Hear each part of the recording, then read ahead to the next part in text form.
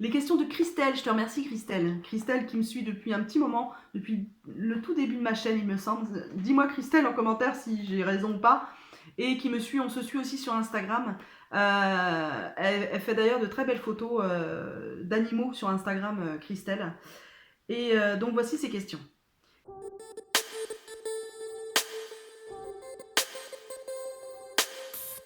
Donc souvent dans mes vlogs, je vous parle d'une association qui s'appelle les Amis de la Copcote, qui est basée sur Créteil. Et en fait, depuis 2018, nous avons le projet de créer un supermarché coopératif et participatif. Donc je vous mettrai le lien, en fait, je vous mettrai le nom du site de l'association pour que vous fassiez une idée. Et en fait, en gros, c'est un magasin qui est, dont les adhérents, dont les coopérateurs sont les propriétaires. Donc les adhérents feront 80% des tâches du magasin. Voilà, nettoyage, mise en rayon, approvisionnement, voilà, tenue du magasin, enfin toutes les tâches, réception des produits, etc. Achat des produits. Nous aurions dû ouvrir l'épicerie donc fin avril. Malheureusement, avec le Covid, tout est, tout est en retard. Donc là, nous allons reprendre. Donc nous ouvrirons très certainement en juin. Nous allons reprendre les travaux très certainement à partir du 11 mai. Voilà, il n'y a pas beaucoup de travaux à faire, mais on avait commencé déjà à bien avancer. Donc on va reprendre les travaux pour pouvoir ouvrir l'épicerie au mois de juin, ce serait vraiment génial. Juin ou juillet, peu importe. Et puis, donc voilà, c'est l'association, c'est ça, c'est les Amis de la Copcote. Je voulais dire autre chose. Oui, en attendant que l'épicerie ouvre, parce qu'on en a marre d'aller acheter dans les magasins traditionnels des produits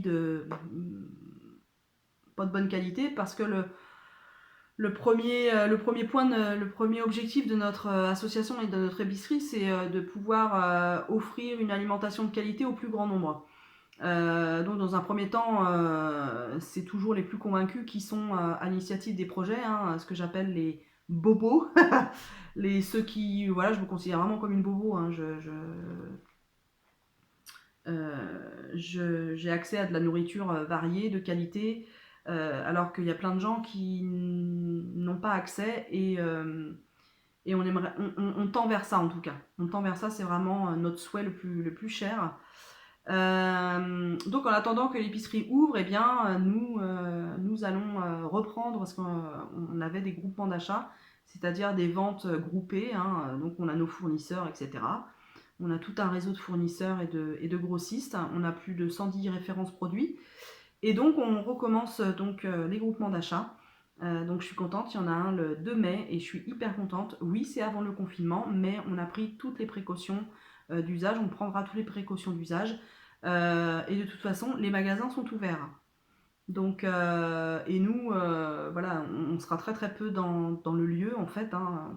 On a organisé de telle manière à ce qu'on soit très peu, donc présent sur les lieux. Donc voilà, d'où en est mon association. J'y tiens beaucoup. C'est un projet dont je suis fière et auquel je participe activement depuis le début. Alors avec des hauts et des bas, des fois c'est compliqué de s'investir, voilà, parce qu'il y a d'autres choses dans la vie qui font qu'on n'est pas au maximum de ses capacités, de réfléchir. Ça demande beaucoup hein, de réflexion et de temps. Euh, donc voilà, et j'ai le projet comment dire, de poser ma candidature pour être, une des premières salariées au mois de septembre dans l'épicerie en fait.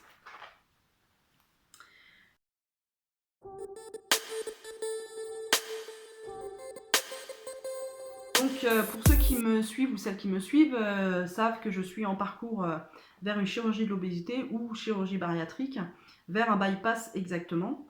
C'est ce que j'ai choisi comme opération. Le chirurgien m'a demandé si j'avais une idée de ce que je voulais faire, soit sleeve, soit bypass, et moi j'ai choisi le bypass. Pour diverses raisons, parce que voilà, déjà j'ai comment dire, j'ai de l'acidité beaucoup. Là, je suis en traitement, mais j'ai souvent des remontées acides. Voilà, des remontées acides. Avant le traitement, ça devenait très handicapant au quotidien. Et d'autre part, je veux que ce soit une opération définitive, c'est-à-dire que je me suis beaucoup renseignée et il y a beaucoup de gens qui sont slivés qui, au bout de quelques années, passent au bypass parce qu'il y a plus, selon mes sources, hein, après, il y a plus d'échecs dans la sleeve que dans le bypass. Mais il y a aussi plus d'inconvénients parce que dans le bypass, comment dire, il y a une notion de malabsorption et on doit être sous vitamines et sous compléments alimentaires tout au long de sa vie. Voilà. Comment vis-tu la période Bien, ça fait plus d'1 an que je suis en parcours. J'ai commencé le 8 février 2019. C'est long. C'est long, j'ai fait plein d'examens. Voilà, vous irez suivre mon parcours avec les différents examens. Je devais être opérée le 6 mai. Je ne serais pas opérée le 6 mai à cause du Covid-19. Ça m'a beaucoup chamboulée. Au départ, je voulais pas trop y penser, je minimisais ce que je ressentais.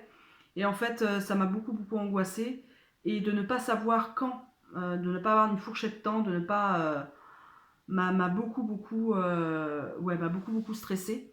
Avant le Covid, c'est vrai que au mois de décembre, j'en avais ras-le-bol, quoi. Des examens, des journées à l'hôpital. J'ai eu 3 journées à l'hôpital complètes avec les examens, avec les rendez-vous avec les spécialistes, le psychologue, la diététicienne, la nutritionniste, le machin, le truc, le bidule.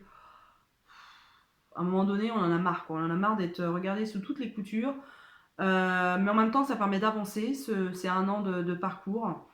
Ça permet d'être au clair. Ça permet de vivre les choses sur le long cours. Et ça prépare vraiment, psychologiquement, ça prépare vraiment à l'opération et à vivre ce changement. Ça n'empêche pas les inconnus, hein, vraiment. Voilà, il y aura des questions, il y a certainement des choses que je vais mal vivre après l'opération, mais ça, c'est une autre histoire.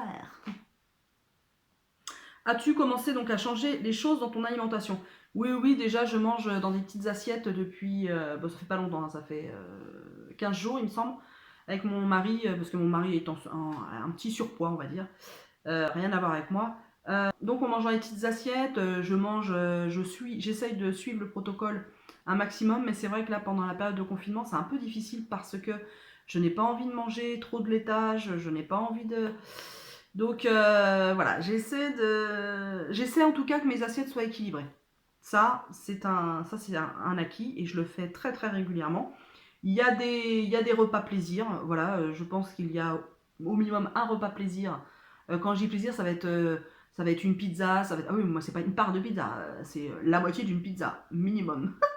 Voilà, et tout en sachant que là je suis dans les dernières semaines avant l'opération, quoi. Donc je pense que inconsciemment, je me dis, c'est la dernière fois que je vais m'enfiler une pizza, c'est la dernière fois que je vais boire un verre de vin rouge, c'est la dernière fois que je vais boire un verre de, je sais pas, ou une bière ou quelque chose comme ça. Donc, ouais, souvent, de temps en temps, quand je mange, je me dis, ah, ça se trouve, c'est la dernière fois que, voilà.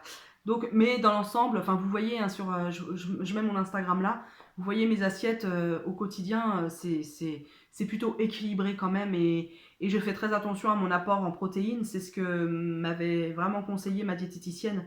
Donc j'essaie de suivre. Il y a eu là dans le confinement, il y a eu, je vais pas vous mentir, 2 semaines, les 2 premières semaines assez compliquées en termes d'alimentation, où là, je compensais très clairement par l'alimentation mon stress.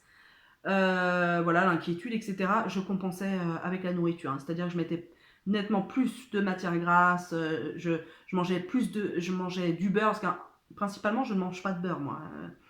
Tout ce qui est graisse animale, j'évite, à part le fromage. Donc voilà, c'est vrai que les 2 premières semaines c'était un peu compliqué, avec mon mari qui était aussi stressé, lui c'est sucre, il est accro au sucre. On achetait pas mal, on a acheté pas mal de paquets de bonbons. Enfin, 2 fois, on a acheté des paquets de bonbons. Enfin, voilà. Et au bout de 15 jours, on s'est dit mollo polo. Si on fait ça tout le confinement, c'est pas 3-4 kilos qu'on va prendre, c'est 10. Donc on se calme, on se calme. Donc, et depuis, c'est vrai que depuis 3 semaines, ça va beaucoup mieux. Et je préfère faire par exemple un gâteau par semaine. C'est ce que je me suis dit, je fais un gâteau par semaine. Un vrai gâteau, hein, voilà, avec du beurre ou de l'huile. Enfin voilà, je fais un vrai gâteau pour avoir le goût, tout ça. Je suis long, peut-être on est à 25 minutes.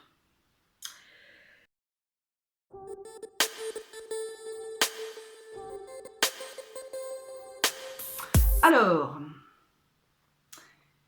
j'ai un objectif, c'est de ne pas être maigre. Je suis honnête, hein. Ça me fait vraiment peur d'être maigre.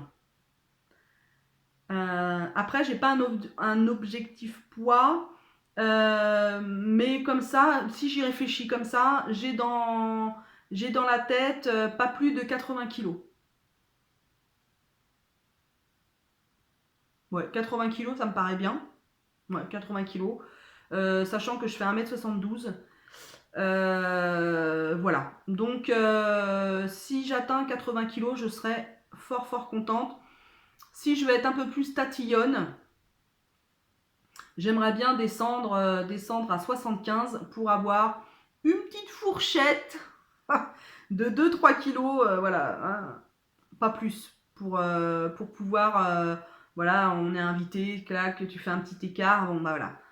Toujours en rectifiant l'écart, mais voilà, mais ma hantise, c'est d'être trop maigre, de ne plus avoir de forme, parce que j'ai toujours été quelqu'un avec des formes, avec des fesses, avec des seins, avec des hanches, avec... Voilà, donc, c'est ça qui me fait peur, d'être maigre.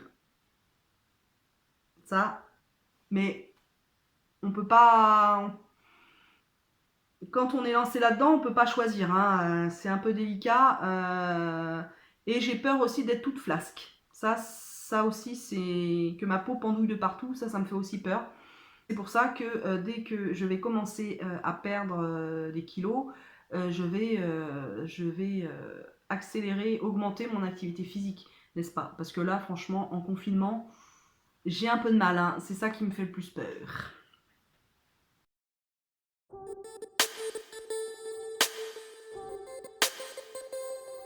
Eh bien, j'utilise mon portable qui est un Huawei Pelite 9. Donc, je l'ai acheté il y a 3 ans de ça. Voilà, donc il est un peu cabossé de partout.